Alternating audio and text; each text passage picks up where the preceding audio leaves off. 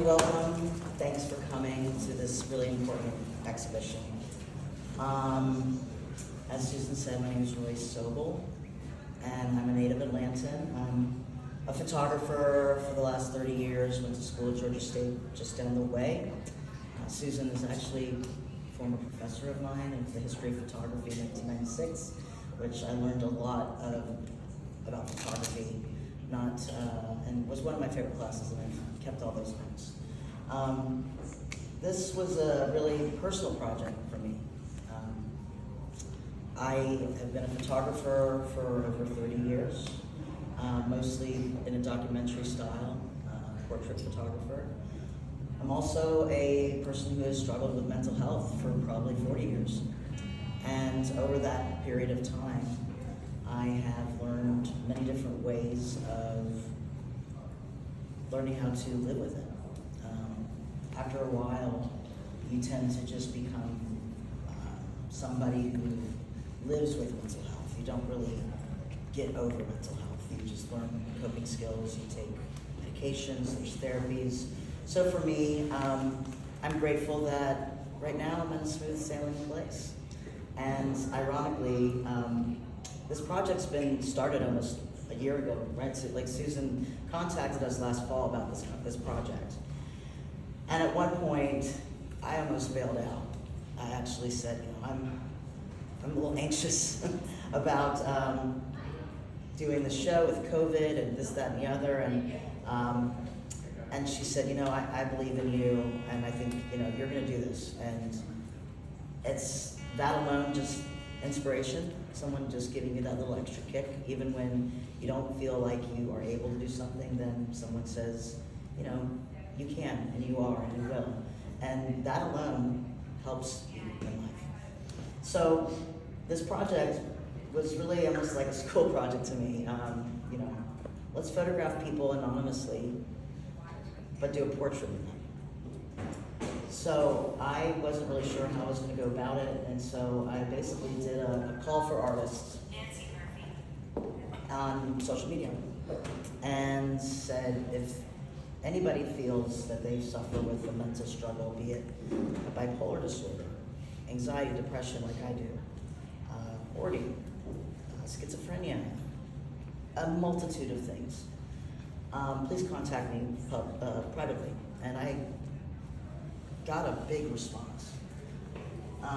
So I ended up editing it down to about 10 people, and then of course with COVID, we had to pause, and so ended up with 6 at the end, which was nice because I ended up photographing 3 people that I knew and then 3 people that I didn't know. One thing I knew what I wanted to do was photograph these subjects in their home, because I wanted to have them be in a safe space for them to allow themselves to be comfortable, to be photographed, and we could come in and sit down and have a conversation about mental health.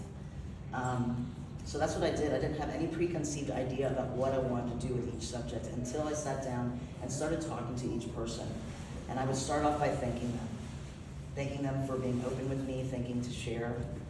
And I started to set the tone with sharing my own struggles to make them feel empathy between myself and the subject. So I'm gonna just go down really quickly because each person has their own words that go with these photographs.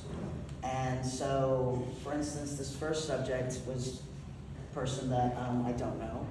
And when I came to her home, she told me about having social anxiety, eating disorder, depression, and as through our conversation, she started talking about that she took up hula hooping.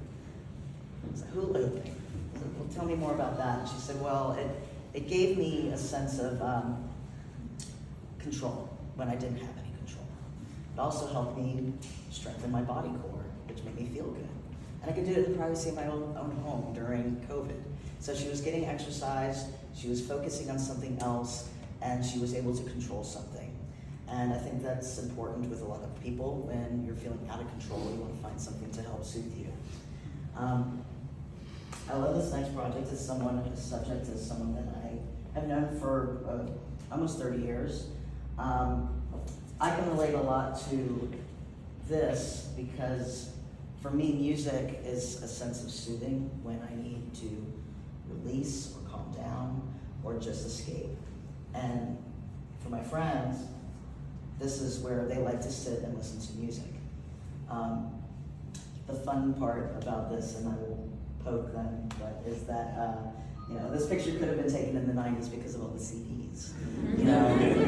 This picture has the VHS, has the DVD player, but I also can relate to that because I too have a lot of CDs that I just don't know what to do with, but I can't let go of them just quite yet. So again, I love that I got to sit in a space where I know that this is where this person can decompress or totally throw on some Rage in the Machine and just scream, and that's also a way of coping. This is someone who I didn't know, and I went into his home and we started talking. He says, I just recently am recovering from a liver transplant. And so I was just like, oh wow, okay. Do you mind if we talk about that? Do you mind if I photograph you? Show me your scars, because I know nothing else about this person. And he said yes. So we went to his bedroom and his bathroom, and he took off his shirt, and I was amazed by the beauty of this symmetrical, beautiful, almost tribal scar. And this is a physical reaction to mental destruction in his life, because he suffered from an eating disorder from his younger age, which is also important because it's usually women who have eating disorders, and so I think it's really great that he talked about being a male person with an eating disorder, and he would curb those disorders with drinking, and he ruined his liver. And so at the age of 30-something, he has a new lease on life and shared that he's grateful with his hand on his heart. I asked him to pick out the shirt, happened to have the hearts on it. Also, there's a little heart on his hand, so that was just, thank you, universe, for the pictures and such. And this is all the medication that he has to stay on right now to keep his life getting better. This is someone who I've known since they were born. They are a remarkable 18-year-old person who I have never sat and had a one-to-one conversation with in my life, but I've known them their whole life. And we actually used to live in the same building together when we were young, and she was brought home. And her community was a whole bunch of artisans and adults. So she's also on the autistic spectrum, so she takes things very literally, deals with a lot of big emotions because of that literal conceptual ideas of the world, bullying with people who don't understand them. And I just love that we went up into their loft bedroom space surrounded by 50 stuffies that comfort them. And then I like that I used this light behind them to kind of have a silhouette of the anonymity of who they are.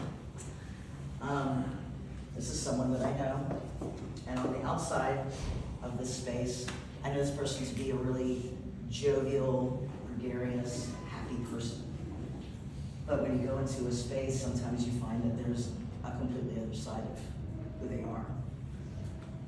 And this person just moved into this space maybe 6 months ago, but chose not to unpack because they are always moving around, they're always traveling for work, they're doing this, that, and the other, but it was really chaotic actually. I took pictures in the fall, and you could see the leaves had been coming in, and he didn't really care about the outside part coming inside to his home, and there are boxes and everything everywhere. And in our conversation, which there was not even really a seat in the house for me to sit. This is not a place where you come and have hospitality. This is just where he lays his head.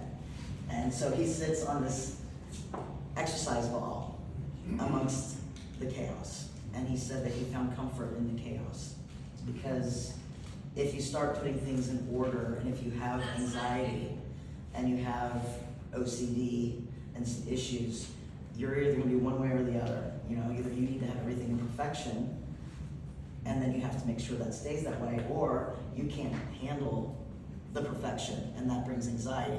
So he'd rather live in the anxiety because that brings him comfort. And then the last one, I think people can just relate to without even knowing, you know, head and hands on the side of the bed in the middle of the day.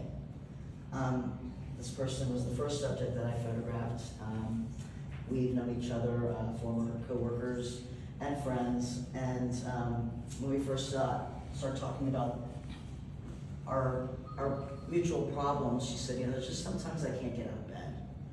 And I said, I can relate to that. I think most people can relate to that. And so I said, let's go into your bedroom and get in bed.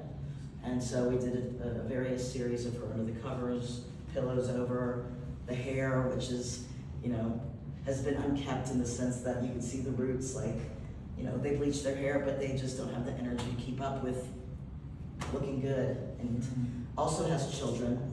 And so this is in the day.